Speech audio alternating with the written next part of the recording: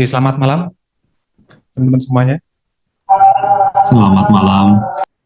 Oke. Oh, mumpung ingat, Mas Handi udah ngisi kemarin. Yang apa Pak? Isi apa? Oh, udah ikut asesmen dulu ya? Saya langsung ke kampus waktu itu untuk Udah ya, oke. apa? Transkrip nilai, ijazah dan lain-lain langsung di kampus. Oke. Satu kemarin siapa ya? Mas Daniar kayak yang belum. Ya, 4 orang kan ya? Kurang satu, jadi ditunggu admin. Karena mau dilaporkan ke Dikti. Pelaporan ke Dikti.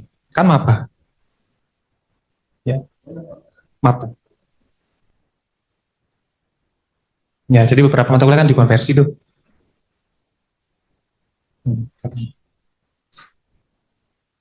Tuh, bisa.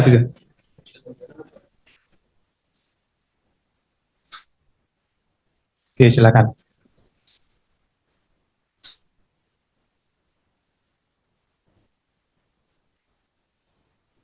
Oke, teman-teman. Jadi ini bukan materi teori yang sangat berat seperti yang dikatakan Anda kemarin. Ini bagian dari instruksi lanjutan dari tugas 1 kemarin ya. Jadi kan itu masih dalam bentuk laporan yang rough ya. Jadi masih kasar. Akan kita tindak lanjuti untuk menjadi karya yang menarik ke depannya ya. Jadi step by step, tahap by tahap untuk merancang logo. Outputnya adalah GSM nanti ke depannya ya. Jadi finalnya adalah GSM. Nah, di sini kita tahap 1 dalam artian termin 1 ya. Termin 1 kalau dalam bidang proyek desain ada terminnya juga. Termin 1 kita akan merancang thumbnail layout, rough layout sampai comprehensive layout. Di langkah-langkah desain ini tidak boleh dilewatkan oleh teman-teman dalam merancang logo ke depannya. Nah, di sini ada beberapa tahapan, teman-teman. Ada tahapan thumbnail layout. Jadi, kalau di ranah desain, biasanya thumbnail adalah yang paling banyak, ya. Yang paling kompleks. Bahkan ada nggak rapi pula, ya, thumbnailnya. Jadi, lebih dari 3 untuk satu desain, ya. Kalau kita di rumah boleh mencoba ratusan thumbnail pun boleh, silakan. Intinya di sini bisa menggambarkan beberapa hal yang cukup memberi ide dalam bentuk bidang atau bentuk siluet dan sebagainya ya. Nah, secara grafis bentuknya di sini mencerminkan ide atau gagasan awal yang akan kita buat visualnya. Secara visualnya melukiskan gagasan yang akan dibuat juga. Jadi merangsang pemikiran bentuk-bentuk yang unik ketika membuat thumbnail ini. Jadi mungkin thumbnail kedua adalah penggabungan dari thumbnail 1 dan dari internet, referensi, kemudian thumbnail kita sendiri, kemudian menghasilkan thumbnail yang lainnya. Jadi proses pembentukan bentuk-bentuk yang unik atau yang terbarukan daripada yang sudah ada di internet. Makanya di thumbnail ini bisa membandingkan 2 atau lebih gagasan secara visual yang bisa kita pilih nanti ke depannya jadi logo yang komprehensif. Contohnya ini, jadi dalam satu lembar, kalau desainer yang rapi mungkin ditata seperti ini ya. Tapi kalau saya dan teman-teman lainnya biasanya acak-acakan aja untuk awal ya. Syukur enak ya. Bahkan di samping-sampingnya gambarin juga itu biasanya. Sebaiknya seperti ini, rapi gini ya, terstruktur. Nah, atau seperti ini, ada yang percampuran antara logo mark dan logo type-nya di sini. Jadi udah boleh dalam bentuk rough ya. Yang sini udah masih thumbnail yang sebelah sana. Nah, dari tahapan ini kan ada banyak tuh, minimal 3 ya per desain. Nah, kemudian kita akan proses dari beberapa layout yang kita jadikan thumbnail ini, dipilih beberapa untuk diproses ke tahapan berikutnya, yaitu rough layout. Dari banyaknya thumbnail tadi kita pilih ya minimal 2 ya, minimal 2 rough untuk kita proses.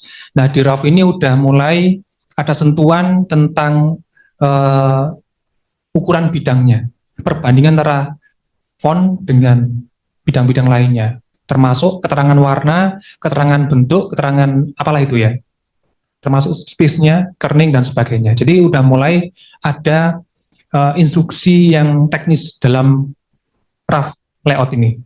Nah, misalkan RAF ini jadi, itu bisa kita berikan kepada teman-teman di SMK untuk didigitalkan. Jadi udah ada panduannya dalam bentuk tulisan atau anak panah dan sebagainya. Ya, contohnya seperti ini teman-teman.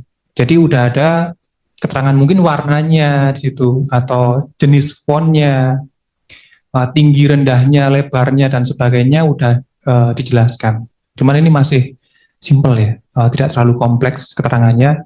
Jadi nanti teman-teman bisa membuat keterangan yang lebih kompleks, lebih detail, termasuk bisa menggunakan golden ratio atau Fibonacci dalam ukuran logonya. Nah seperti ini dari internet ya ini. Ini kalau udah menerapkan Fibonacci atau golden ratio dalam struktur logonya, logo marknya, logo item. Oke, setelah selesai RAF-nya, udah lanjut pada tahapan komprehensif layout. Nah di sini adalah tahapan digitalisasi, ya, yang mana dari dua terpilih satu yang bisa dijadikan logo utama. Ini contoh strukturnya. Jadi kalau yang thumbnail banyak banget, bahkan coret-coretan, nggak rapi dan sebagainya. Kalau RAF-nya udah mulai ada keterangan ukuran, perbandingan antara logo mark dan logo tab-nya, kemudian ada keterangan warnanya, kemudian penambahan elemen lainnya mungkin ya. Jadi udah mulai pengarahan ke kompleks teknisnya. Nah di tahapan 3 adalah comprehensive layout, udah finalnya. Final tapi belum diaplikasikan ke berbagai media. Ya. Oke, ini tahapan desain ini 3 ini apakah bisa diikuti teman-teman? Saya. Oke, ini adalah deretan angka Fibonacci. Ada yang pernah tahu teman-teman? Belum? Udah pernah tahu kayaknya? Pernah tahu? Ya, berapa Tahu, pernah tahu? cuman mungkin penerapannya belum begitu paham Paham? gitu, Pak. Oke, saya jelasin dulu berarti. Jadi Fibonacci adalah deretan angka penambahan dari angka sebelumnya ya. Jadi kita punya angka terkecil, anggap saja kita 0 ya, awalnya 0. Kita punya angka terkecil dan 1. Oke, silakan. Kita punya angka terkecil dan 1. Jadi 0 ditambah 1 sama dengan 0 tambah 1 sama dengan 1. Oke. Ini ya. Jadi angka berikutnya adalah penjumlahan atau penambahan dari angka sebelumnya. Misalnya kita pilih angka 1, paling kecil ya. Jadi 1 ini ditambah dengan angka yang sebelumnya, 0, atau ketiadaan. Sebenarnya 1. Kemudian angka berikutnya adalah 1 tambah 1, sama dengan 2 ini. Angka berikutnya adalah 2 tambah 1 sama dengan 3, dan angka berikutnya adalah 3 ditambah 2 sama dengan 5. Begitu seterusnya. Nah, kalau angka-angka ini kita jadikan persegi atau lingkaran ya, atau sistem grid system. Jadi seperti ini teman-teman. Jadi ada 1, 1, 2, 3, 5, 8, 13 sampai seterusnya, sampai melingkar-lingkar terus ya. Atau kalau dirubah dalam bentuk setengah lingkarannya, jadi seperti ini ya. Ini dinamakan golden ratio, rasio emas ya, yang dulunya digunakan para seniman arsitektur Romawi kuno untuk membangun bidang-bidang yang agar tampak simetris ya. Jadi setiap selisihnya bilangannya ketika dibagi itu menghasilkan angka kalau enggak 1,618 ya 0,1618. Nah angka ini disebut dengan pi. Mungkin teman-teman pernah belajar matematika dulunya ya, ada pi, ya kan? Oke. Nah ini, jadi udah ada keterangan di situ. Kalau kita sebagai orang di kafe kayaknya nggak perlu jelasin ini ya, langsung aja ke prakteknya itu biasanya. Misalnya nih teman-teman, 8 bagi 5 sama dengan 1,6. 13 bagi 8 sama dengan 1,6. Atau sebaliknya, 5 bagi 8, 0,6. Begitu seterusnya. Bahkan golden ratio ini juga diterapkan pada lukisan Mona Lisa. Kononnya gitu, kononnya. Nah, kalau di breakdown seperti ini teman-teman. Jadi ada bagian A dan B. Angka setelahnya adalah A, sebelumnya adalah B. Totalnya adalah 1,618. Oke, kita nggak usah ngurusin matematika ya. Kita langsung aja ke contoh penerapan logo di logo ya. Nah ini. Jadi struktur bentuknya itu ngikutin dari ukuran golden ratio. Jika satu golden ratio dirubah skalanya, maka semua harus ikut berubah. Nggak boleh rubah satu aja. Nah, golden ratio adalah penggaris kita untuk menciptakan logo. Ukurannya, penggaris kita ya. Jadi kalau satu bidang dirubah ukurannya, penggarisnya harus ikut berubah semua. Nggak boleh satu aja yang dirubah. Jika nggak pas, teman-teman boleh menggunakan setengahnya dari B atau setengah dari A. Jadi boleh. Ini kalau dari logo mark-nya aja, tapi kalau dari keseluruhannya, signature-nya adalah ada A dan B, total keseluruhan pas.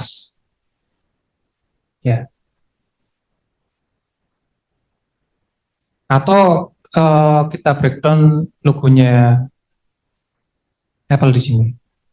Semuanya menggunakan golden ratio, perbandingan bidangnya ya.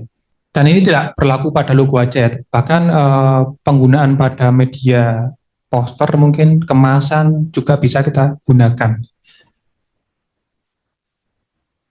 Atau perpaduan dari golden ratio dengan grid system juga boleh teman-teman.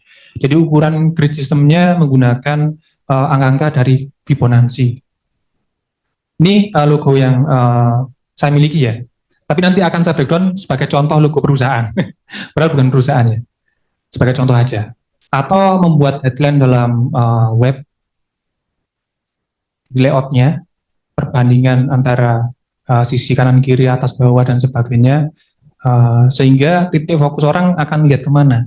Itu menjadi hal yang penting.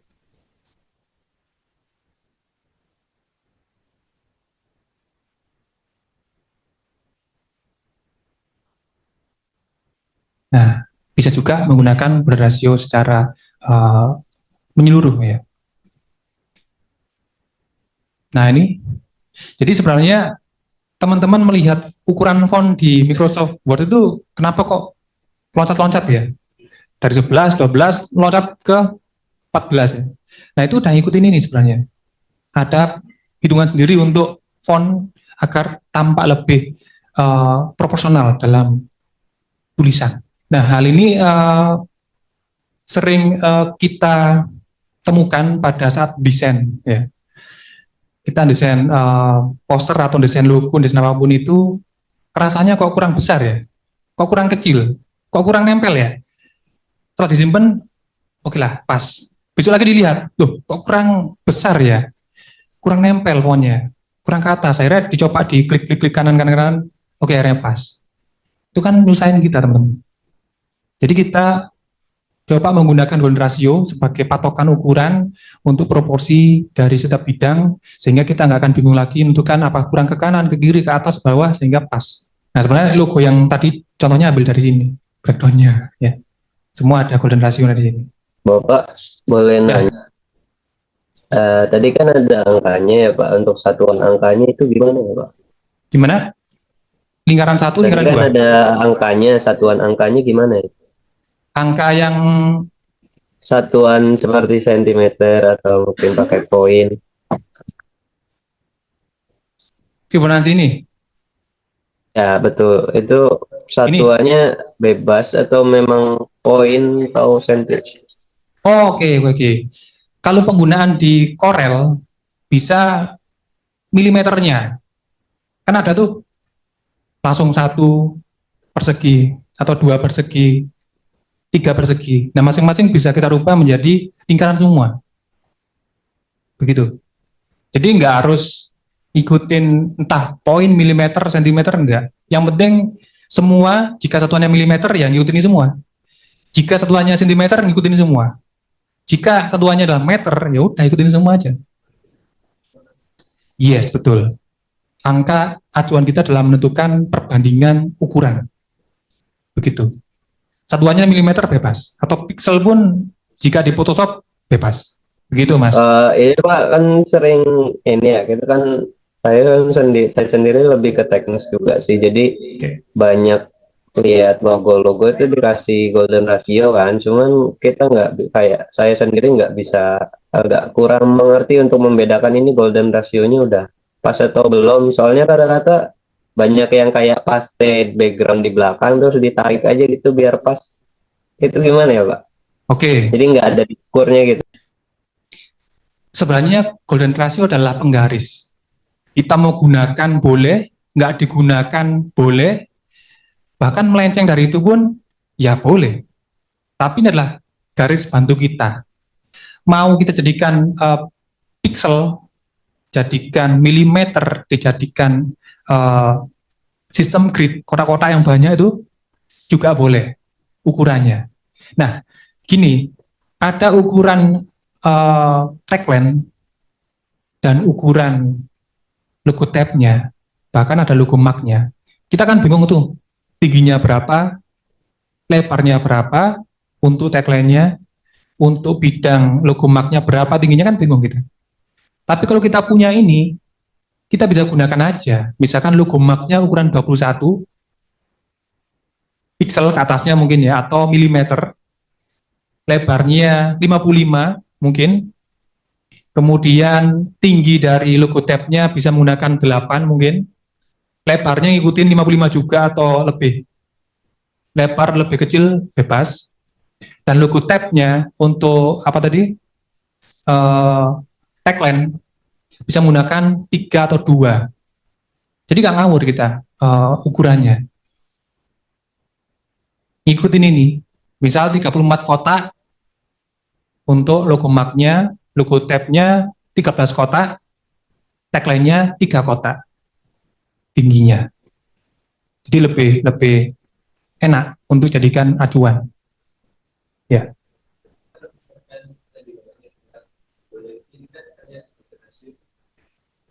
Iya.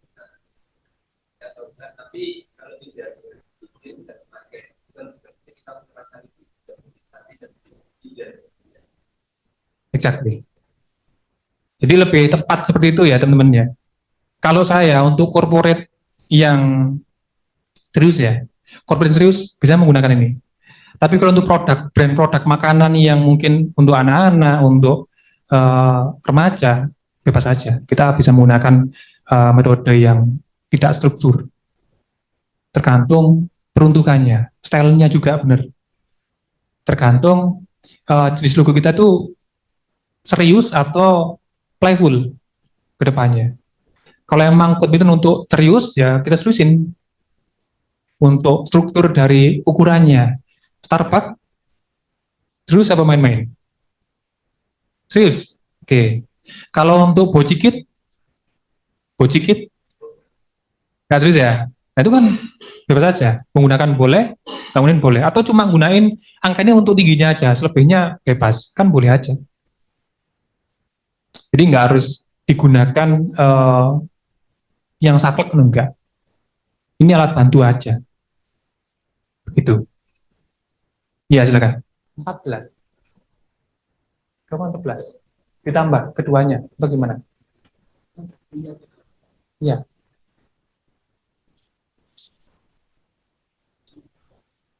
Oh tidak. Kita di sini yang ngambil yang 1,6 atau 0,6 yang kita gunakan. Iya, itu pun boleh digunakan untuk bantuan buat bidang-bidang yang geometrik, non logo kebanyakan ya. Biasanya buat piktogram pun masih menggunakan ini teman-teman, lebih mudah. Jadi kita nggak bicara matematika yang secara apa ya, kompleks ya. Jadi bebas saja, kita orang desain yang tidak harus mematok ukuran presisi banget ya. Nah ini ya. Nah, ini contohnya juga bisa dijadikan acuan untuk logo mark ya kebanyakan ya. Iya, beda-beda. Jadi cuma garis bantu aja. Garis bantu lingkaran-lingkaran yang udah terdaftar ukurannya kita gunakan semua untuk menciptakan lingkungan yang ada di sini. Seperti boleh. Bahkan 1.000 lingkaran yang digunakan pun oke aja, nggak apa. Yang penting ada fungsinya di situ. Untuk apa? Ya, oke, banyak sebenarnya di sini, teman. Dan ini gabungan dari sistem grid, ngambil garis ke kanan sehingga menjadi ukuran untuk B-nya. Jadi bisa diekspor, teman-teman. Nah, di dalam komprehensif itu ada warna yang harus kita ikutkan ya. Jadi ada kode warna, boleh pakai CMY, RGB, atau satunya ASB juga boleh. Tapi yang paling umum adalah CMY. CMY paling umum ya. Nah, ini contoh yang saya gunakan kemarin untuk apa?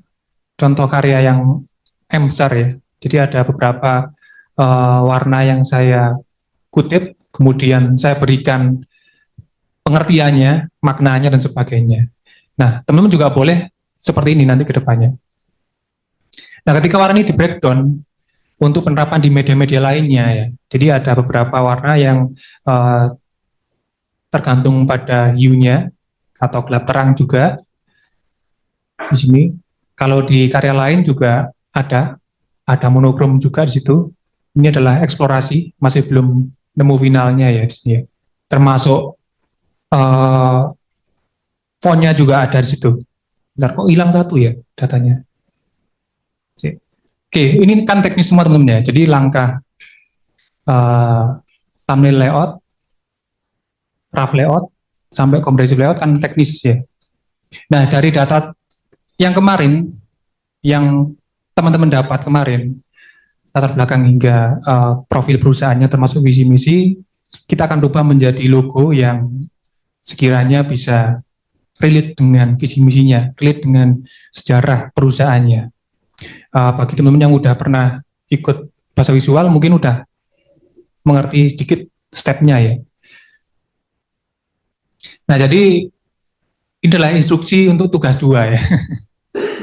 Ya, bagi teman-teman yang belum selesai tugas 1, ya bisa mengumpulkan semuanya nanti. Bapak izin nanya Oke, untuk tugas 1 boleh? silakan. Kemarin kan saya ambil sampelnya Pokari ya, karena memang perusahaan dekat dan ada tetangga yang bisa wawancara non formal. Cuman begitu ada tugas yang di-upload gambar tuh ya di grup itu UMKM menengah ke bawah itu gimana ya Pak? Mending ganti atau Waduh, kalau Pokari masa ya mau buat logonya Pokari? iya soalnya saya Nah, kagetnya itu kan sebelumnya kan apa namanya nggak disebutin UMKM dan segmen pasarnya kan. Kayaknya oke. begitu muncul kan lah saya bikin lagi apa gimana. Udah agak banyak. Oke, gini aja. Nanti buat brand produk yang terbaru dari Pokari, semacam Mislonik, logo brand produk, bukan logo perusahaannya ya, tapi brand produk dari Pokari untuk minuman juga mungkin nggak apa-apa, atau permen mereknya Pokari dibuatkan logonya, seperti Unilever punya Lifebuoy, punya Pepsodent dan sebagainya. Jadi buat brand produknya. Begitu gimana? Mungkin bisa dicoba sih Pak. Soalnya sih di Pokari sendiri dia memang visual identity-nya apa ya logo type ya Pak. Jadi memang belum ada logo sih menurut saya. Sedangkan logo sendiri paling logo perusahaannya adanya kayak gelembung gitu. Oke, kalau perusahaannya Otsuka, Iya betul Otsuka. ya. Kalau Pokari adalah brand produknya, termasuk dia juga punya infus, ya, punya suplemen, tapi nggak dijual di Indonesia, di Jepang kayaknya. Nah, cuma yang di Indonesia adalah pabrik Otsuka produksi Pocari. Pocari itu brand produk. Ya. Nah, coba dibuat brand produk setara dengan Pocari, akan tetapi dengan logo yang baru. Begitu. Baik, Pak, boleh. Terima kasih, Pak, atas keringanan. Ya. Untuk tugas satu ada masalah teman-teman yang lainnya? Atau belum rampung? Oh ya Pak, punya saya ini kan komunitas Pak. Ya. Dan sudah memiliki logo. Cuma memang saya tanyakan apakah sudah efektif atau belum. Dari hasil wawancara kemarin dirasa ada sedikit kurang efektif. Jadi masih bisa lanjut berarti Pak ya. Itu Oke. aja. Bisa. Siap. Itu non-profit. Non-profit Pak. Komunitas game developer di Kota Malang. Oke, bagus itu. Terkendala? Ya. Apa yang mana? Yes. Oke, itu berbeda. Antara brand guideline dan Fibonacci itu berbeda. Dalam brand guideline itu ada sistem grid yang mungkin ukurannya tidak mengikuti Fibonacci. Brand guideline adalah penerapan logo di berbagai media, bukan Fibonacci. Layoutnya pun bebas, tidak harus mengikuti Fibonacci. Jadi itu harus dibedakan, bukan satu hal yang sama ya. Jadi tidak ada urusannya antara brand guideline untuk GSM dengan Fibonacci. Mungkin di dalam GSM ada Fibonacci-nya, tapi di dalam Fibonacci tidak ada GSM. Iya, jadi di luar konteks, nggak sama, tidak satu rumpun untuk di head to head kan, begitu ya. Oke, jadi penggaris dengan isi buku itu berbeda. Ya, penggaris kan alatnya seperti pensil, tapi isinya kan bebas, ada gambar, ada macam-macam. Begitu? Oke, lainnya teman-teman? Oke, kayaknya masih bingung nih semua nih. Gimana, bingung atau gimana teman-teman? Cukup ya? Yang tengah? Mbak, Alia? Cukup? Mas? Ya, oke, diikuti berarti ya. Oke, kita lanjut ke tugas berarti ya teman-teman. Ini lanjutan dari tugas kemarin sih, bukan tugas baru ya. Nah, sekarang dari yang kemarin itu kita tentukan keywords-nya. Kita bisa ambil keyword dari visi misi yang ada kemarin, yang sudah diteliti, dari hasil SWOT kemarin, kekuatannya apa kemarin boleh diambil ya, dari itu. Atau ngambil dari targetnya, misalnya anak-anak adalah warna otomatis ya, warna cerah ya, tidak mungkin warna hitam atau warna apa. Kalau orang tua berarti ya warna kalem, tidak mungkin warna pink ngejreng ya. Mungkin sedikit dari sekian banyak orang tua yang suka warna pink mencolok atau hijau mencolok untuk digunakan orang 60 tahun ya. Itu akan jelas. Termasuk dari ilustrasi mungkin teman-teman jika ingin menambahkan ke depannya ya. Orang tua tidak akan suka kartun-kartun yang unyu-unyu gitu ya. Ya mungkin sekian persen ada, tapi tidak semua orang tua suka kartun. Bahkan anak-anak pun tidak suka pewayangan yang terlalu serius itu ya. Sukanya yang ciwi-ciwian aja. Jadi harus bisa dibedakan di sini material dari bentuknya nanti, termasuk untuk keywordnya harus jelas. Tidak perlu banyak-banyak, yang penting itu mewakili dari visi misi, SWOT, STP, atau mewakili dari targetnya, bahkan mewakili USP yang sudah ditentukannya.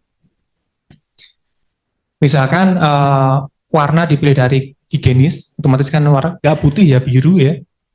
Nah, atau warna senja, otomatis ya warna oranye ya, otomatis ya. Lembayung ya. Kalau kita bicara eco green atau eco ya, ramah lingkungan berarti otomatis ke warna hijau. Jadi udah bisa kita bayangkan ya. Nah, dari keyword tadi yang udah ditentukan, kita coba cari referensi gambarnya. Sebelah sini. Silakan. Kita cari referensi simbol-simbolnya, gambarnya, atau apalah itu ya. Yang penting bisa mewakili setiap keyword yang kita tuliskan. Nah, setelah kita punya referensi gambar dari beberapa keyword yang udah ada, kita coba merancang tanda sebagai logo, mulai dari 3 thumbnail, 2 rough layout, dan 1 komprehensif untuk kelas online dan MF. Sama. Kalau reguler, kelas reguler tidak mungkin mengerjakan 3, tak kasih lebih. Ngapain ngasih sedikit ya? Kasih lebih mereka. Minimal 9 itu pun untuk yang ada masalah, ada kendala di motoriknya ya. Tapi yang lainnya pasti lebih dari 20 thumbnail. Untuk kita ini aja, 3 thumbnail, 2 rough layout, dan 1 komprehensif layout. Nah, dari instruksi tugas 2, apakah ada pertanyaan, teman-teman? Yes. Tapi kan kemarin objeknya adalah diri sendiri. Sekarang kita perusahaan. Ya. Ya. Betul.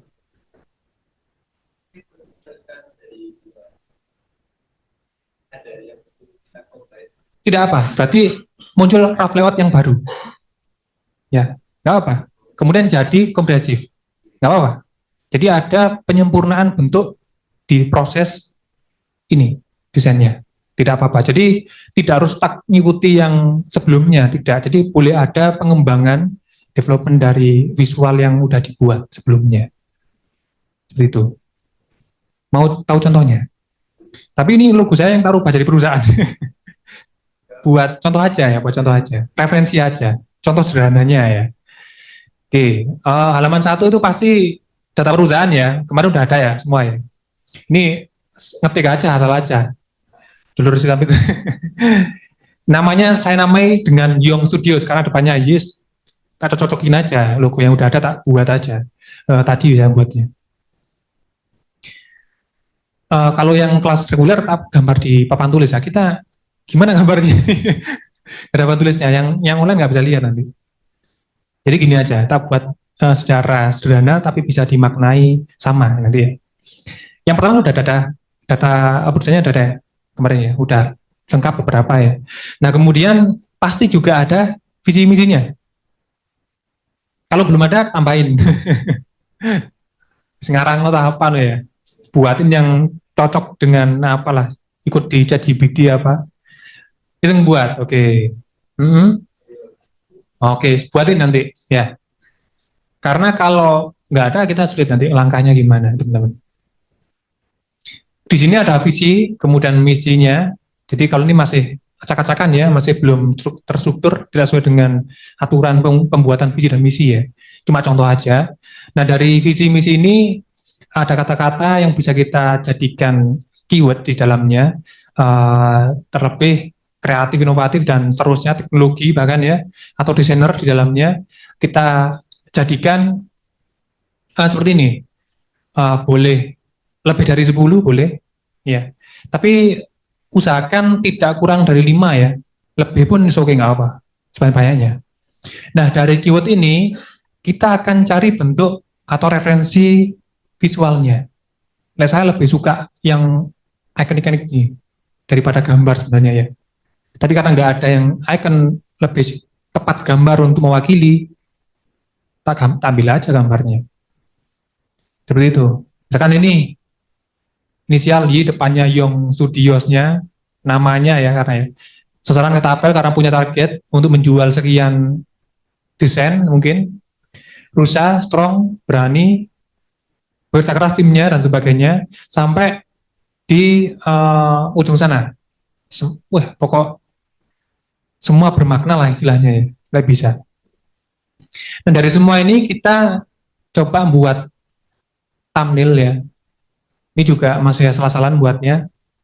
Mungkin dulu ada tapi sekarang tak tambahin. Jadi ada beberapa yang saya beri bintang untuk dipilih menjadi rough layout. Ya, ini thumbnail ya Mas. Tidak ada type-nya. Mungkin rough layout-nya seperti ini. Harusnya ini manual ya. Karena digital. Langsung aja kita buat seperti ini, menyerupai digital. Yang terpilih yang sana tadi bisa menggunakan golden ratio untuk penggarisnya dalam membuat bidangnya dan ukuran tinggi dari fontnya.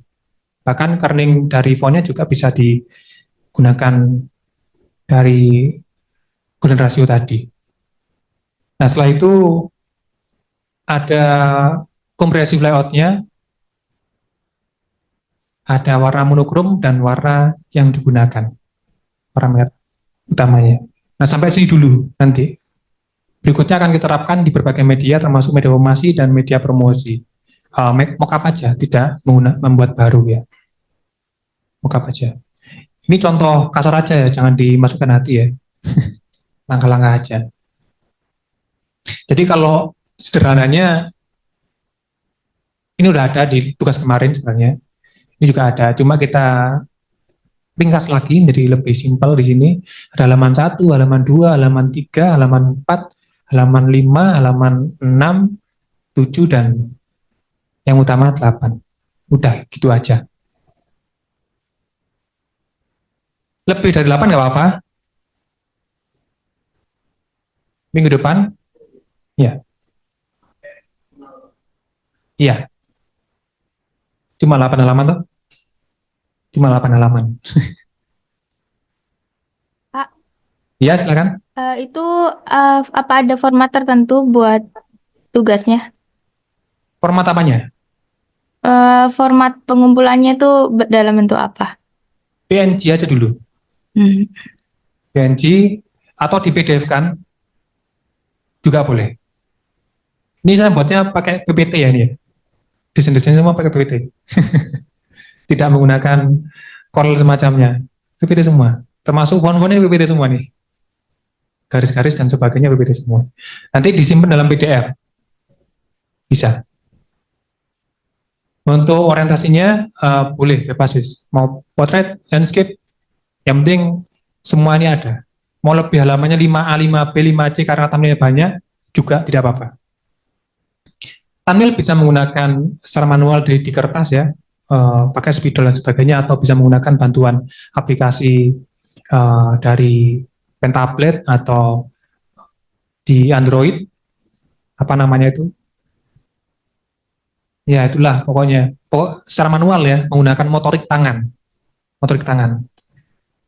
untuk coret-coretannya. Karena kita buat banyak. Baru digitalnya menggunakan aplikasi Corel atau AI. Thumbnailnya minimal berapa Pak tadi? Thumbnailnya 3 thumbnail minimal. Tapi saya buat 6 ini. Biar lebih enak aja pilihannya. Ya.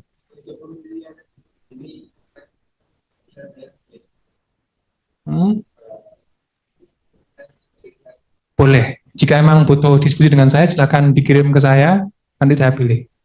Tapi jika udah dirasa serkan yang ini, ya udah, pilih aja langsung.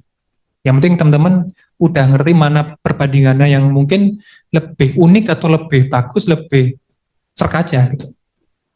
Ya kan? Bebas.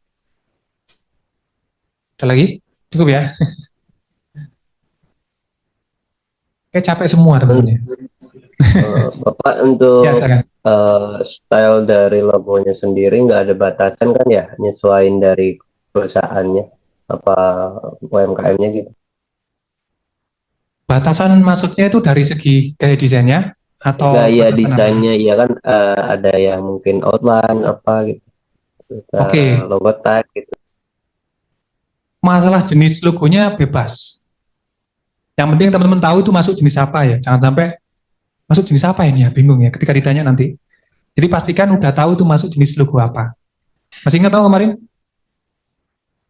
Masih ingat? Ini jenis logo apa yang ini? Apa? Monogram. Apa kemarin?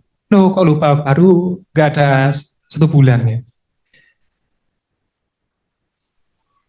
Kombinasi dari apa? Letterform bukan Pak? Letterform, yang mana letterform? Y-nya. Y. Emang itu Y? Abstrak mak. Karena nggak jelas ini bentuk apa, ya kan? Ya bukan, ketempel ya bukan, eh apa? Orang di komputer juga bukan ya apa ya? Jadi abstrak, tidak menyerupai bentuk tertentu yang ada di dunia. Ya. Scope juga bukan ya, karena bukan scope di sini. Jadi masuk di abstrak mak. Seperti itu mas. Oke, berarti masih ingat semua ya ini ya. Sebenarnya bukan Yong ya. Nama saya bukan Yong. Masih ingat ya? Bukan Yonglek juga. Oke, untuk instruksi ini apakah ada yang keberatan teman-teman? Tidak ada. Yang online mungkin keberatan? Enggak, Pak. Tidak. Deadline-nya berarti minggu depan, Pak. Minggu depan boleh? Oke. Butuh apa? Praktikumnya juga? Oke. Oke. Oke. Kita berikan tutorialnya.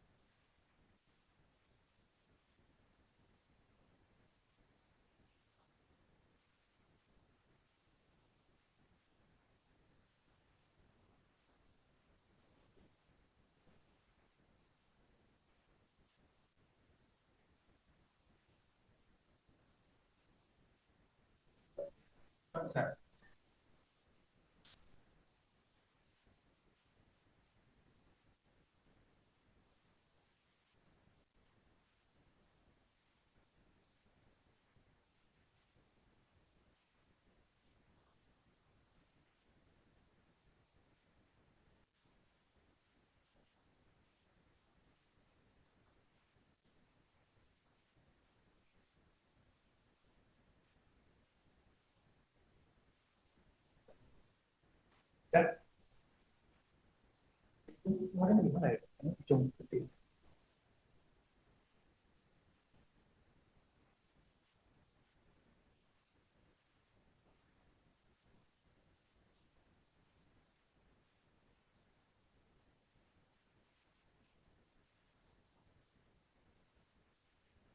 Kita buat Oke, ini ya. Dengar ya, yang online ya. Kita buat ukuran yang paling kecil tadi berapa? 1. Kita ibaratkan 10 di sini ya. 10 kali 10.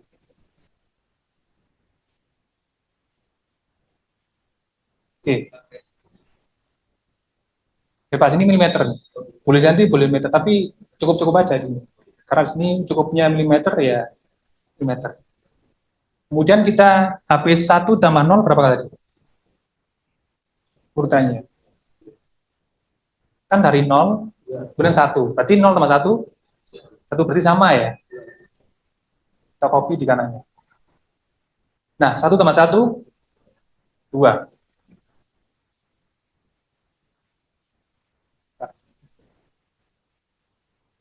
Berarti 20 kali 20.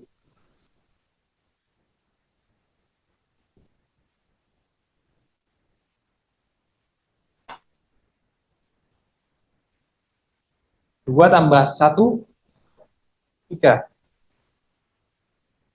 Itu seterusnya, teman-teman.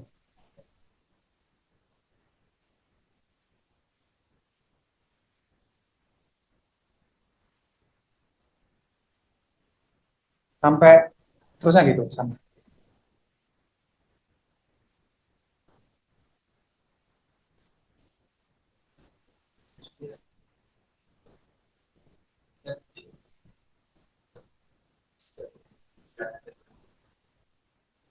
Nanti rough layout kita foto, kemudian kita butuh bantuan ini. Bahkan ketika membuat rough layout pun bisa menggunakan ini, golden ratio, garis. Atau teman-teman pernah tahu kertas kotak-kotak atau kertas dot. Nah, biasanya itu untuk buat logo yang dot paper gitu.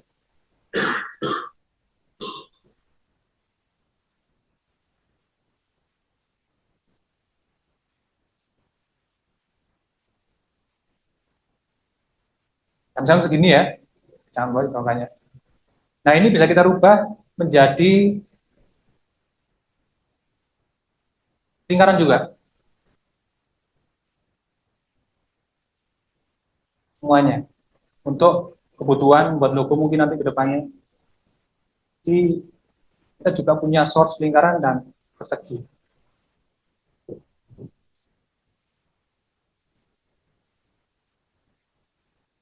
Atau jika disatukan jadi seperti ini.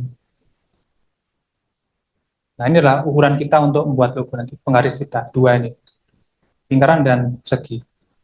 Misalkan untuk tinggi logo mark-nya sekian,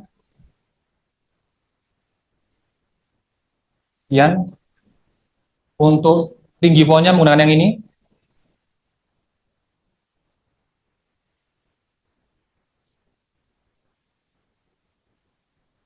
Nah, ini kan ada jarak, butuh jarak tuh. Kita bisa menggunakan yang paling kecil sebagai jaraknya. Sebagai jaraknya kita gunakan kecil.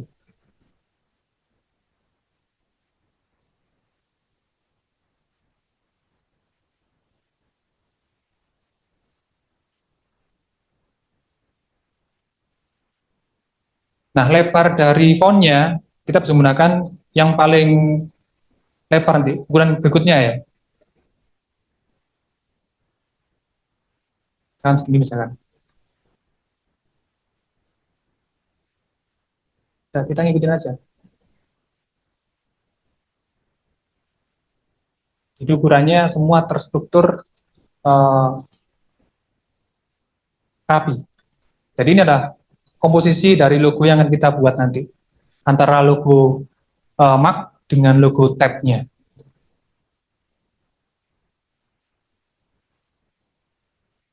Begitu gimana? Kita kebayang ya? Kebayang ya? Nah, jika emang butuh rounded, kita ambil yang round yang berapa untuk ujung-ujung shape-nya atau dalam shape-nya. Atau kita boleh menggunakan setengahnya dari ini.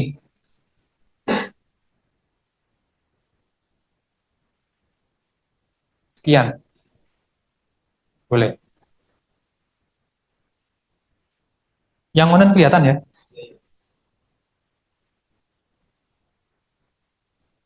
Nah, yang lain kedengaran atau enggak dari tadi? Kedengaran, Pak. Kedengaran ya? Pak. Oke. Dengan Pak, jelas. Itu. Jadi penerapannya seperti itu. Jika memang butuh tagline di bawahnya untuk penjelasan dari brandnya bisa menggunakan ukuran lainnya. Sekarang ambil yang ini ya. Nah, namun ketika menggunakan jarak yang ini terlalu lebar, terlalu gak enak ya. Kita bisa menggunakan setengahnya, setengah dari ini, kan segini.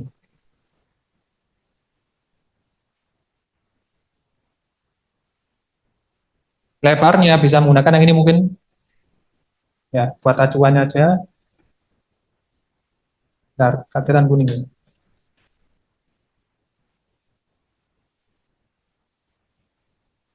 Ya, berarti untuk tagline-nya sekian. Atau separuhnya pun boleh. Kita ambil separuhnya.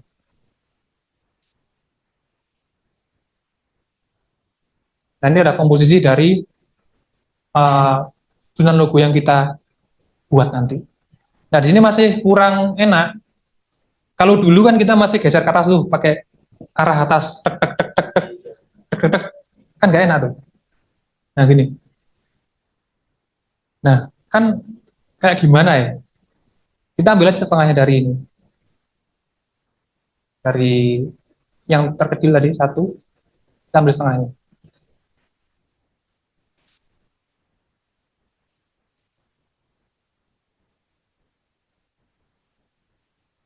Ya, jadi sama.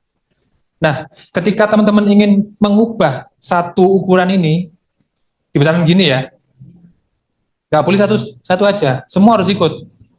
Semua yang ada di layar ini harus ikut. Seperti ini. Bapak izin bertanya, Pak. Ya, silakan. Kan ada logo-logo di mana dia punya satu hal yang kayak diemfasiskan ya, dikasih penekanan, dan itu agak ya nggak ikut semua ya, ada satu yang mencong gitu, itu udah nggak termasuk golden ratio atau gimana ya berarti? Yang mencong, maksudnya tidak. Jadi kayak sistem grade yang nggak simetris gitu. Oke, oke. Mungkin gini ya, coba tak gambarkan. Ini kita hilangkan semua dulu. Kita akan coba buat grid yang paling kecil ini mungkin ya, sebagai acuan ya. Tak warnain warna merah.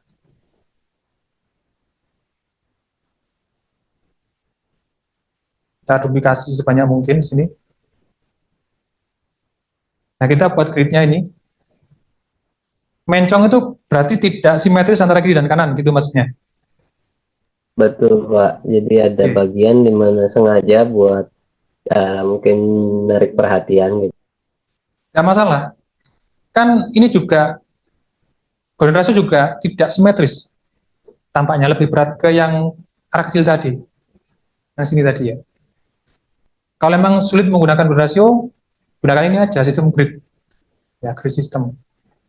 Jadi, bantuan ini, kok kelamaan ya bunyi ya.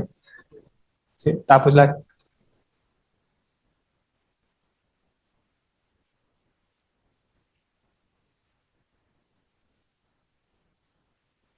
Ini aja lah, biar cepet.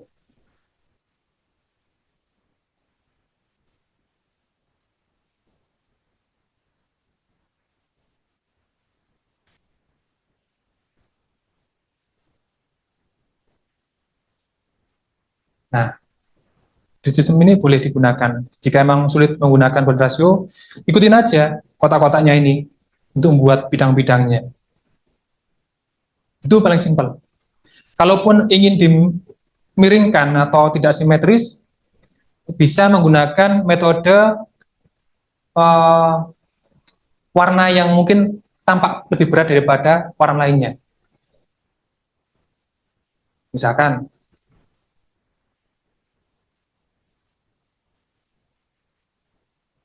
warna ini dengan warna, sorry,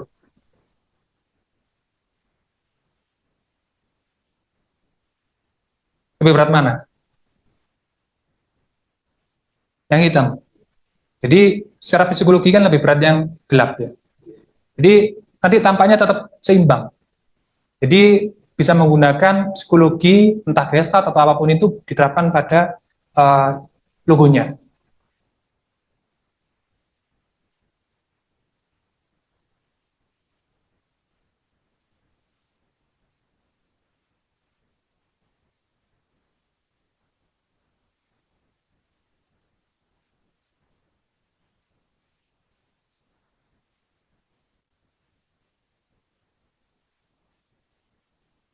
Semua harus ikutin garis-garisnya, termasuk penggunaan fontnya nanti juga harus bisa.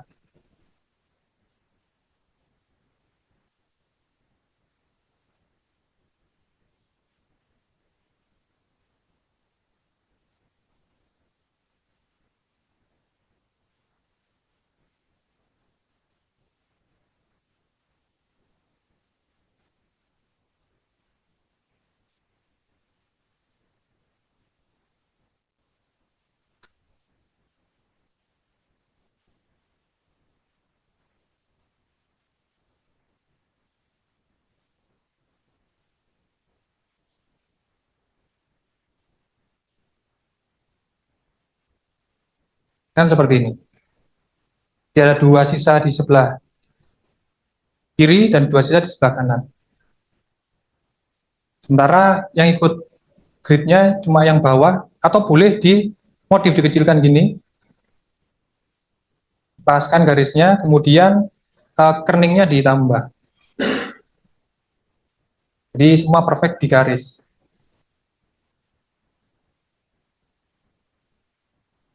Nah, untuk tagline-nya bisa ditambahkan di bawahnya.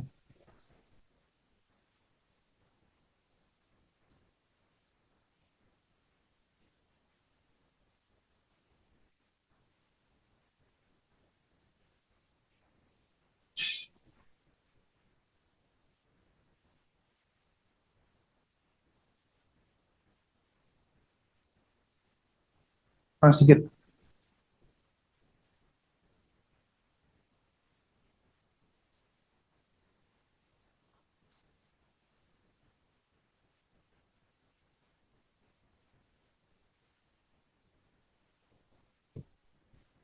Nah, ini bisa kita simpan nanti ke depannya, teman.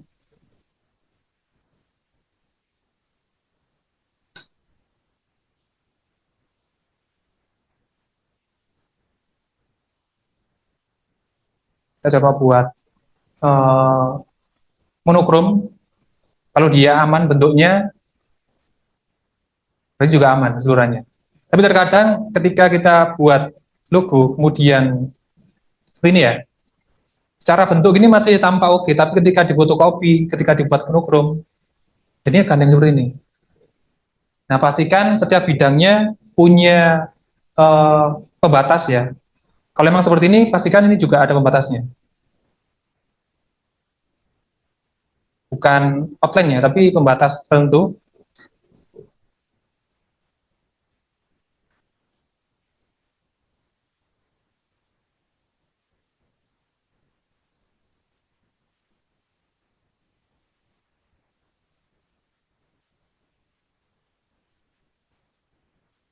Nah, ketika semua diberikan hitam,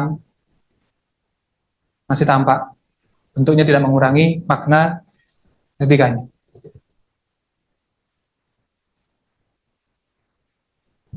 Oke, ada pertanyaan lagi, teman-teman? Ya. Boleh Pak? Ya, silakan. Mana dulu nih? Yang mana dulu? Yang mana dulu? Oke, silakan. Apa dulu Pak? Pakai ini, pakai ini.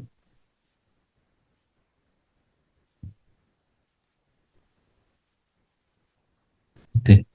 Saya mau nanya, untuk bikin sebuah logo logo type kan berarti harus ada teks atau fontnya gitu. Oke. Nah, itu untuk font apakah ada apa ya, kayak semacam aturan biar kita itu boleh ngubah atau enggak? Contoh kayak misalkan sans serif, kayak misalkan apa ya, mengserat atau apa gitu kan, kayak pengen aku lengkungin di bagian apanya gitu, padahal sebenarnya itu kan kayak balok-balok yang emang udah rapi gitu. Itu boleh atau enggak sebenarnya aturan? Oke. Jadi di dalam font kan ada commercial use, ada free use, bebas digunakan apapun itu, nggak perlu izin dan sebagainya, atau tidak boleh digunakan untuk komersial, hanya untuk pribadi, kan ada ketentuannya tuh ketika download font ya. Tapi kalau yang di Microsoft itu kebanyakan lebih aman untuk digunakan ya. Kalaupun dirubah sebagian fontnya aja di sini, itu nggak apa. So ini nggak ada masalah. Berbagai studio desain yang menggunakan font dari bawaan Microsoft tidak ada masalah. Asalkan ada perubahan ya, jangan sampai menggunakan nyel. Kalau bisa digabungkan aja semuanya lebih aman nih. Misalkan udah jadi font baru atau dirubah beberapa sudutnya pun udah beda. Jadi gitu aja triknya. Kalau emang butuh font baru dari internet, pastikan itu ya yang free, yang tidak ada aturan penggunaannya, boleh digunakan untuk komersial. Jadi di Vodafone kan banyak tuh ya, silakan pilih aja yang boleh digunakan untuk komersial. Oke. Kemudian Mas apa tadi? yang online? Pak. Ya, oke, silakan. Saya kan sempat pernah handle UI UX ya Pak. Ada kebutuhan logo juga di sana. Dan itu saya menemukan permintaan responsif logo itu seberapa butuh dan ada metode khusus juga nggak sih Pak buat bikin. Jadi Sponsor. ketika responsif logo gitu. Apa itu? Jadi ketika di website kan ditarik kan stretching ya. Jadi Oke. berubah logonya, ada yang bentuknya saja, ada yang sama teksnya gitu ketika dilebarin gitu. Maksudnya teknisnya gimana gitu? Jadi kalau untuk website ya Pak, Ya. permintaan untuk responsif logo. Jadi ketika websitenya stretching gitu ya, melebar, dia lengkap dengan teksnya gitu, dengan nama perusahaan dan logonya. Tapi ketika di ukuran HP misalnya yang mengecil, dia bentuknya saja yang kelihatan. Itu kebutuhannya Oke. sama metodenya ada nggak ya Pak? Kalau selama saya ngurusin website ya, eh, bisa nggak diganti? Tunggu.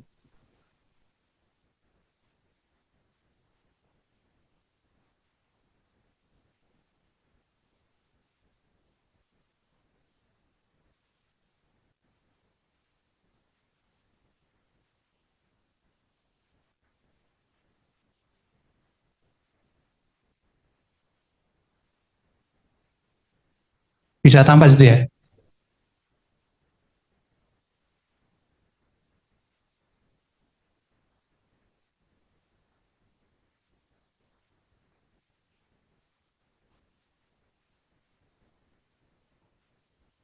Bentar.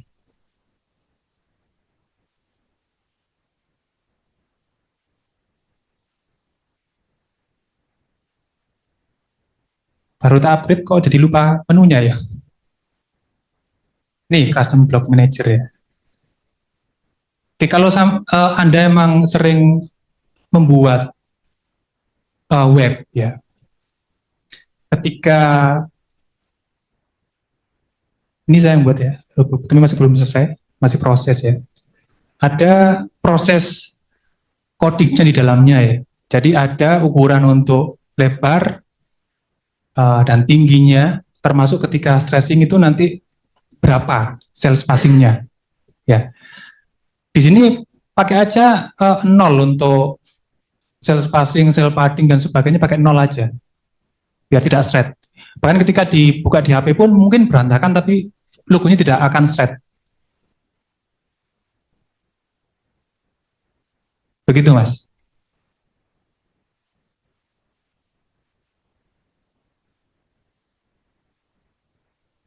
Dengar nggak ya? Gimana? Mungkin ini Pak, saya coba kirim di grup WA ya, ada Oke, contohnya oke. sih. Coba tak bukanya.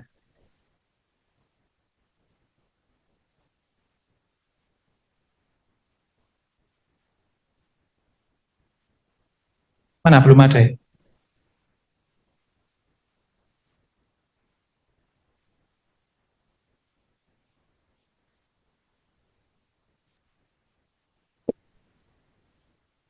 Masuk ya Pak? Oke.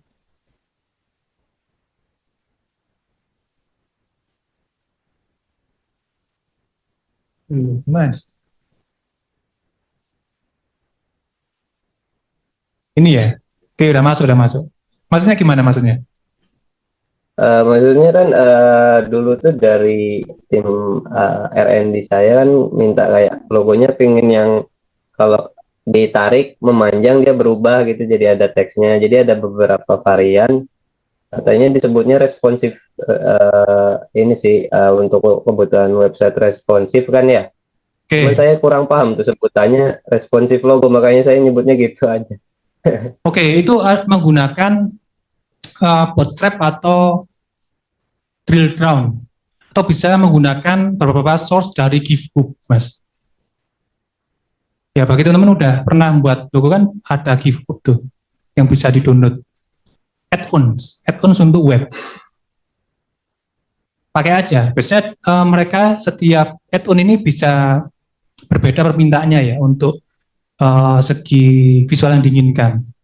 Biasanya minta logo PNG dalam 3 versi atau berapa versi. Ketika satu logo dikecilkan pixnya bisa berubah menjadi submark logonya.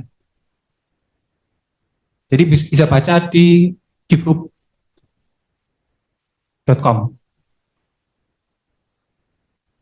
Banyak, silakan pilih aja.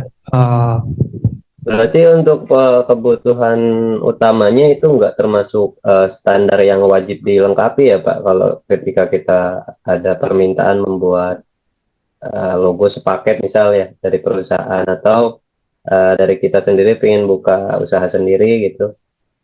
Nggak Oke. wajib berarti ya bikin gitu. Berarti itu masuk di tambahan dana yang harus dibayar oleh mereka kepada kita. Nah, selebihnya tim developer web mereka pasti udah tahu. Ketika udah punya logonya, mereka akan rubah sendiri. Bukan tugas kita sebagai seorang desainer logo untuk buatin logo webnya ya. Web format seperti ini. Mereka yang rubah sendiri otomatis. Kalaupun kita sebagai orang DKV harus membuatkan ya bisa aja. Kita orang DKV oh ya bisa ngapain aja. Bahkan buat kayu pun, buat meja pun bisa aja. Nah, jadi kita orang jenius yang bisa membuat apapun sesuai dengan permintaan kliennya. Tinggal aja browsing di Github, nanti ada format sendiri untuk di-add-on-kan ke web plugin-nya. Jadi di web kan ada plugin yang bisa diinstal tuh. Ini. Ya, jadi tambahkan aja di sini di setiap webnya. Kalau Anda emang administratornya, kalau bukan pengurusnya ya nggak bisa. Jadi harus bisa menjadi administrator dari web tersebut. Begitu, Mas.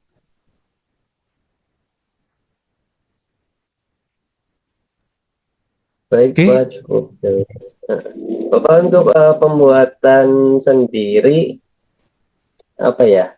Saat ini kan mulai bertahap orang-orang cari yang lebih mudah ya, Pak. Oke. Kayak misal bikin logonya udah pakai Figma kadang yang aneh-aneh Oke. gitu. Itu gimana ya? Ya tidak apa-apa. Mungkin ada kenapa?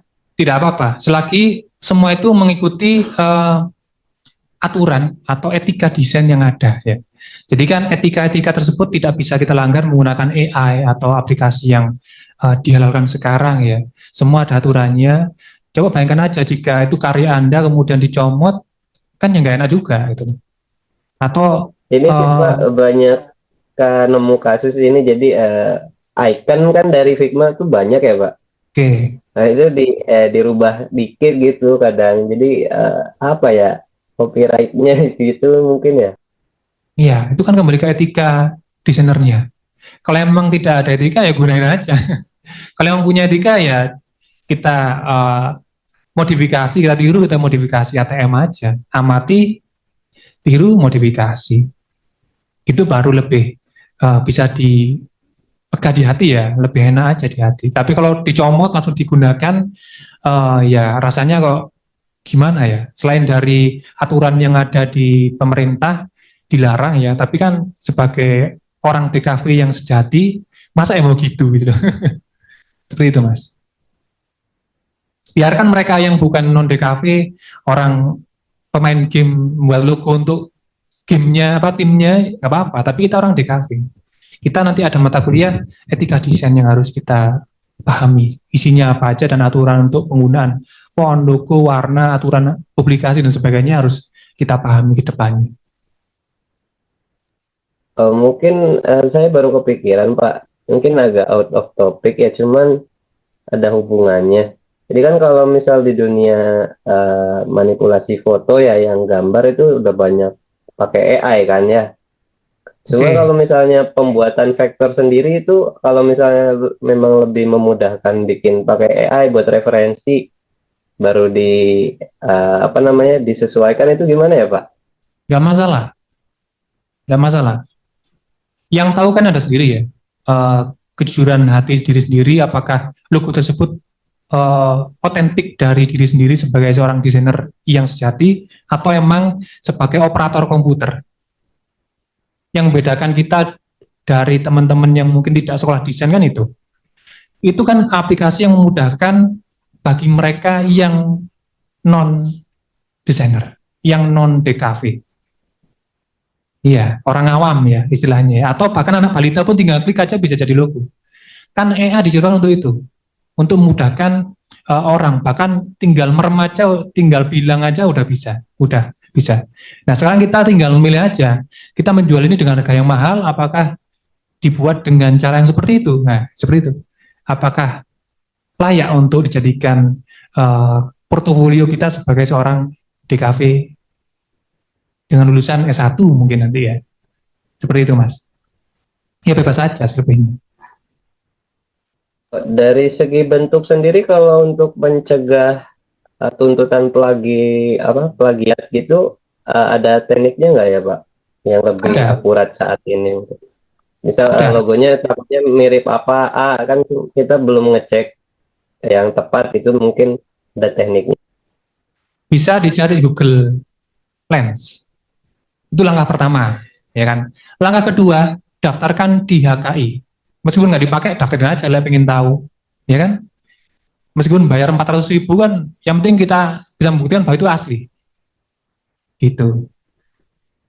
Itu bisa, semua orang bisa daftar di situ kok. Untuk patennya mungkin bisa juga di dalamnya. Dijen HKI, pendaftaran hak cipta karya atau merek, coba aja. Jika emang ditolak, udah ada yang mirip, ya berarti tidak original. Seperti itu. Tidak. Semua rancangan ciptaan bisa didaftarkan di HKI. Semuanya. Termasuk fotografi, font, nama, yang unik mungkin, semua bisa didaftarkan. Gitu. Lainnya, yang belakang, capek semua kayaknya, pulang kerja ya. Saya masih kerja nih. Oke, gimana? Tanya tentang tadi kan kita suruh nulis keywordnya dulu. Oke, Nah itu kan diambil dari visi sama misi. boleh juga dari visi misi. Tapi kalau dari unsur lain kayak di sana, misal apa ya, kayak usaha atau jasa yang di tugas saya kan itu kayak foto box gitu. Tapi kan juga nggak tertera di visi misinya. Tapi kayak lebih ke arah di sana fasilitasnya atau mungkin kayak jasanya itu kayak gimana, itu bisa dijadiin keyword juga atau gimana? Bisa. Semua hal yang berhubungan dengan perusahaan bisa dijadikan keyword. Misalkan dari bentuk gedungnya, dari bentuk produknya, makanan, donatnya mungkin ya, bisa. Atau dari keunikan cangkir yang digunakan di sana, keunikannya. Atau dari topi yang buat, dari alat yang digunakan, misalkan ada garpu, ada oven, dan sebagainya, bisa digunakan untuk keyword. Semuanya yang berhubungan dengan perusahaan tersebut. Misalkan perusahaan tersebut di bidang produksi daging sehat ya, kan boleh juga menggunakan sapi, atau pisaunya pun boleh, atau menggunakan rumput yang ada korelasinya dengan sapi kan juga boleh, tapi kan jauh korelasinya. Kita harus pandai-pandai memilih mana yang punya hubungan dekat dan mana yang hubungannya jauh dari tersebut, atau berkorelasi dengan nama mungkin ya. Nama mewakili kegiatannya. Mungkin usaha message. Oh iya. Message digandengin aja dengan pesan. Masat message mungkin ya. Masat dengan message kan mungkin bisa digabungkan jadi keyword. Juga boleh. Jadi semua ide yang terlintas di benak kita itu boleh kita gunakan dalam brainstorming perancang logo. Itu. Tapi kalau misalkan kan jasa yang saya pakai di penelitian yang buat tugas ini itu sudah punya logo. Oke. Tapi logonya kan kurang mendeskripsikan bahwa itu jasa kayak photo box. Yang ada malah kayak ada hewannya gitu, kayak maksudnya kayak kelinci atau kucing ya, pokoknya lupa saya. Jadi kayak gitu gimana? Oke, mungkin itu berhubungan dengan segmen atau target yang dituju oleh mereka. Targetnya adalah cewek-cewek yang suka hal imut, suka hewan peliharaan berupa kucing mungkin, ya kan bisa berangkat dari itu. Makanya tadi ada STP, ada SWOT, kemudian ada banyak hal di dalamnya, termasuk profil perusahaannya. Mungkin sejarahnya dulu adalah usaha roti, tapi sekarang buka bengkel kan, mungkin berangkat dari sejarah dulu, berawal dari roti yang dikerjakan di garasi, ya, prosesnya mungkin sekarang jadi bengkel besar, tapi tidak melupakan sejarah. Makanya ada roti di situ, cake service mungkin namanya, kan boleh juga. Gambarnya roti yang di dalamnya ada taburan murmurnya, kan boleh aja. Jadi seperti itu kan masih open, terbuka bagi kita ya, sebagai orang kreatif, tidak masalah. Yang belakang ada lagi? Iya. Silakan.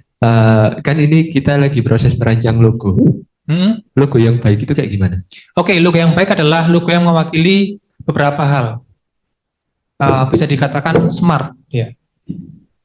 Smart itu adalah simple, pertama, S, simple. Kemudian M, memorable. Kemudian A, applicable, bisa diterapkan dimanapun medianya. Kemudian R, reliable, cocok atau match atau berkorelasi dengan objek perusahaannya. Dan T, timeless. Ya, ada smart, simple, memorable, applicable, reliable, T, timeless. Nah, itu yang kriteria logo yang baik dari segi teknisnya, ya. Oke, ada lagi teman-teman? Boleh diulang Pak, mau dicatat yang tadi. Oke. Oke. Smart, ya. S, simple. Udah catat? M, memorable. Udah catat? Applicable. Bisa diterapkan dimanapun medianya, di baju, di kaos, di stiker, dan sebagainya, ya, banyak hal. Bisa dibordir, bisa disablon, bisa diawakan itu, ya. R, reliable, jadi cocok dengan apa yang diwakili perusahaannya. Ada korelasinya. Relate, ya. Dan T, timeless. Sampai kapanpun itu masih enak dilihat, loh. Cocok dengan perkembangan zaman.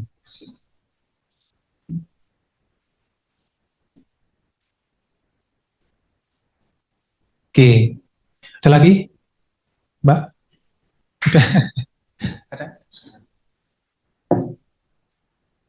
Rogatianus, aman. Sampingnya, minggu lalu kemana?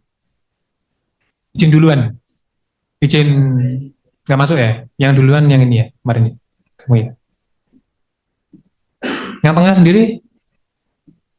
Cukup apa? Bingung. Ya. Nggak ada. Oke teman-teman, jadi tugas lanjutan ke 1 dinamakan tugas 2 ya. Biar kesannya nggak banyak tugasnya. Harapan saya itu menjadi latihan di rumah untuk mempersiapkan diri di kemudian hari depannya ya, agar teman-teman siap jika mendapatkan orderan membuat logo atau pertanyaan seputar perancangan logo ke depannya. Kalaupun waktunya cukup banyak teman-teman ya, itu tak sampaikan semua materi-materi yang mungkin tidak selesai dalam waktu 2 jam, 3 jam ya. Nah, untuk membantu itu, teman-teman bisa membaca buku-buku yang berkorelasi dengan perancangan logo, terutama bukunya Suranto Rustan kemarin yang lebih kompleks ya. Meskipun step by step-nya tidak ada di dalamnya, yang penting bisa menambah pengetahuan tentang proses perancangan logo di dalamnya. Kalau untuk teknisnya bisa baca bukunya Robin Landa yang judulnya Graphic Design Solution. Itu bukunya besar sekali bahasa Inggris. Itu semua teknis tentang desain grafis ada di dalamnya, termasuk logo. Gitu. Oke teman, kayaknya udah banyak yang tumbang di sini depan. Ya, karena pulang kerja. Saya masih kerja. Nggak ada. Coba cari di mana Shopee. Shopee. PDF-nya. Harganya 1.700 rupiah. Bukan 1 juta, bukan. 1.700 rupiah per buku. Per PDF, bukan buku ya, PDF, software. Nah, silakan dibaca secara digital, itu lebih enak ya. Kalaupun mau dicetak, silakan di print, tapi jangan dijual.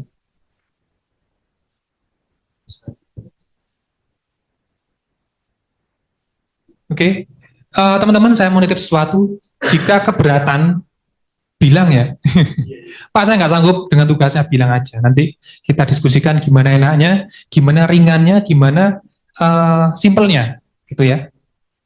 Yang penting tidak memberatkan teman-teman dalam bekerja atau dalam mengerjakan tugas.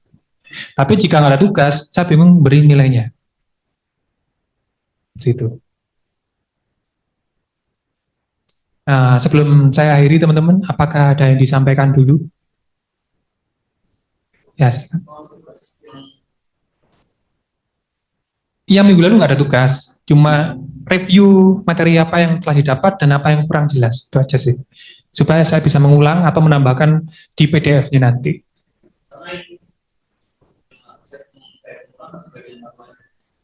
Nggak apa. Yang penting udah ada datanya toh. Nanti coba dilengkapi di rumah, baru bisa dikerjakan tugas duanya. Gitu.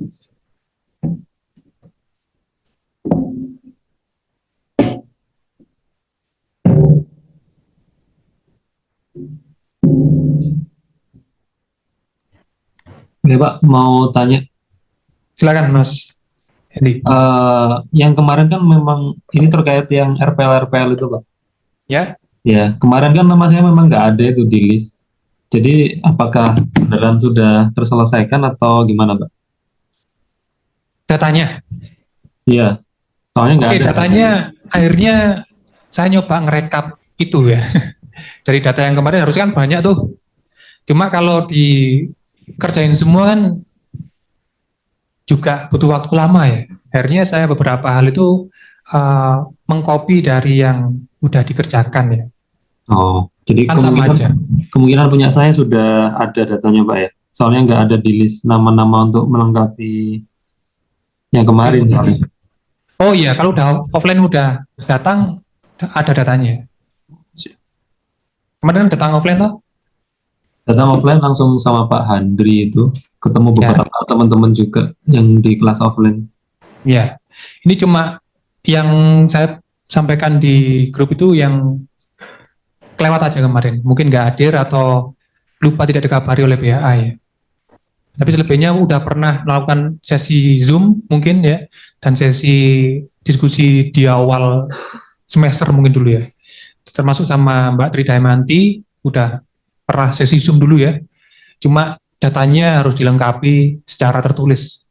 Sama dengan Prayogi juga sama. Dan sisanya kan belum hadir ke kampus ya karena jarak, seperti Mas Faik Nasrul mungkin di daerah mana Mas? Di dekat Bogor sih Pak, perbatasan Sukabumi. Oke, karena jarak ya. Dan mungkin karena kesibukan teman-teman juga mempengaruhi itu. Cuma harapan kami di Prodi ya, karena yang ngurusin itu ada admin, jadi silakan yang belum mengumpulkan, dikumpulkan. Kayak kurang satu kemarin ya, Mas Arjun, itu aja. Pak, terima kasih infonya. Oke. Tanya Pak, itu mengumpulkan yang apa ya? Mengumpulkan, kemarin siapa namanya? Apakah Mas Denir Arjun ya?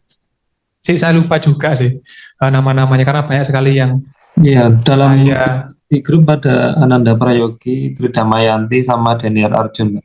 Nah itu, yang belum saya terima cuma Mas Denir Arjun aja di grup.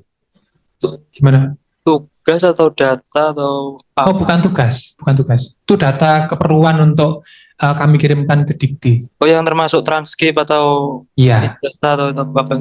iya, Oh iya, ya. Makasih Pak. iya. Jadi di grup itu udah saya kirimkan PDF-nya ya. Yang harus diisi, termasuk nanti silakan dikirim juga transkrip nilai dan beberapa perlengkapan yang harus dibutuhkan, yang harus dikirimkan ke sana. Karena kalau itu nggak ada, otomatis mata kuliah yang udah dikonversi akan hangus dan harus ditempuh lagi. Seperti itu, teman-teman. Oke, ada lagi? Aman? Aman. Oke, kalau gitu teman-teman, kita jumpa minggu depan ya. Kita diskusi mengenai visualnya. Kalau teori udah hampir tidak ada, mungkin nanti kita sampaikan buku-buku PDF yang saya punya ya, yang berhubungan dengan logo dan sebagainya. Gitu teman-teman, kita jumpa minggu depan. Terima kasih sudah mengikuti kelas Visual Unity selama berapa jam ini ya.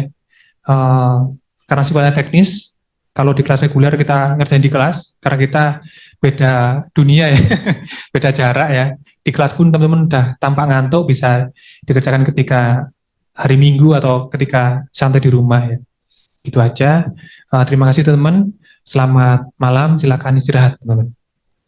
Makasih, Pak. Selamat Makasih, malam, Pak. Pak.